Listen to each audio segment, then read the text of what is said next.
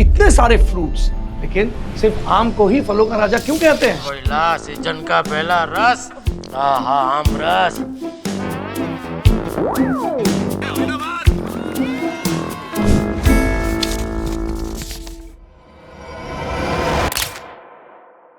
आम के डीएनए से लेकर इनके टेस्ट तक, न्यूट्रिशन के नंबर से मुगल राजाओं के ऑब्सेशन तक, आम कोई आम फ्रूट नहीं है और इसे एक खास ट्रीटमेंट तो मिलनी चाहिए। एक ऐसा फ्रूट जो मुगल एम्परर्स को ऑब्सेस्ड कर देता था।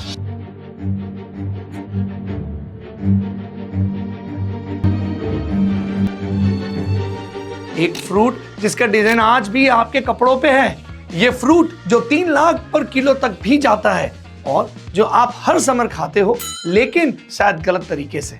मैं प्रॉमिस करता हूं इस वीडियो के बाद आप कभी भी आम को आम नहीं समझोगे।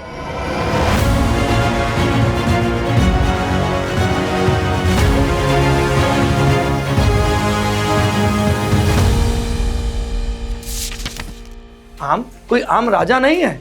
ये साइंटिफिकली प्रूवन है कि मैंगो बाकी सारे फ्रूट से बायोलॉजिकली सुपीरियर है। शायद आपको पता ना हो, लेकिन एक सिंगल आम से बॉडी के रिक्वायरमेंट्स का nearly 100% vitamin C, vitamin A और विटामिन B6 मिलता है। मैंगो में मैंगीफेरिन नाम का एक एंटीऑक्सीडेंट भी आता है जो सूजन से लड़ता है और हार्ट को उन तरीकों में प्रोटेक्ट करता है जैसे बाकी फ्रूट्स नहीं कर पाते। तो हाँ, आम आपके लिए हेल्दी होता है, पर इसे लिमिट में खाना चाहिए क्योंकि इससे शुगर भी होता है और शुगर है तो आम सोच के खाना चाहिए। आपको शायद 5 या 6 वैरायटीज पता हो, जैसे केसर, अल्फांसो, बादाम, लेकिन मैंगो की 1000 से भी ज्यादा वैरायटीज हैं और ये सारी वैरायटीज पूरे इंडिया में फैली हुई हैं। तोतापुरी, लंगड़ा, गदा, सिंदूरा, चौसा, पेरी, मलगोवा और ऐसे कई सारी वैरायटीज हैं जिसके आपने शायद नाम भी नहीं सुने होंगे और इनके फ्लेवर्स इतने ही यूनिक हैं जितने इनके नाम। कुछ खट्टे, कुछ क्रीमी और कुछ हनी जैसे स्वीट। हर डिश के लिए हर आम अलग होता है। आम सिर्फ एक फल नहीं, बल्कि सदियों से इंडिया का एक शाही सिंबल रहा है जिसका सफर एंशिएंट टेक्स्ट से शुरू होकर मुगल दरबारों तक जाता है, जहां इसे जन्नत का फल माना जाता था। शहंशाह अकबर ने बिहार के दरभंगा में करीबन 1 लाख आम के पेड़ लगवाए थे, जिसे आज हम लकी बाग कहते हैं। ये सिर्फ खेत नहीं थे, ये अकबर का अपनी सल्तनत की एग्रीकल्चर पावर दिखाने का एक ग्रैंड तरीका था। शाहजहां का ऑब्सेशन इतना ज्यादा था कि उन्होंने एक dedicated fast track courier system बनाया था।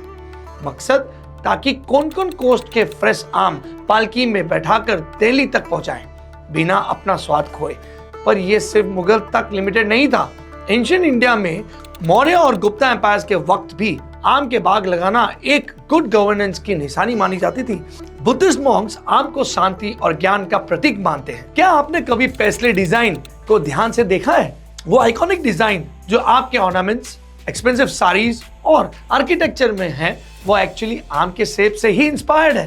तो एक तरफ जहां मुगल एम्परर्स अपनी पूरी एग्रीकल्चर पावर आम के लिए लगा देते थे, आज भी दुनिया के दूसरे कोने में एक और कंट्री है जहां आम को सिमिलरली रॉयल ट्रीटमेंट मिलता है। सिर्फ इस बार प्राइस टैग थोड़ा ज्यादा है, बहुत ज्यादा है।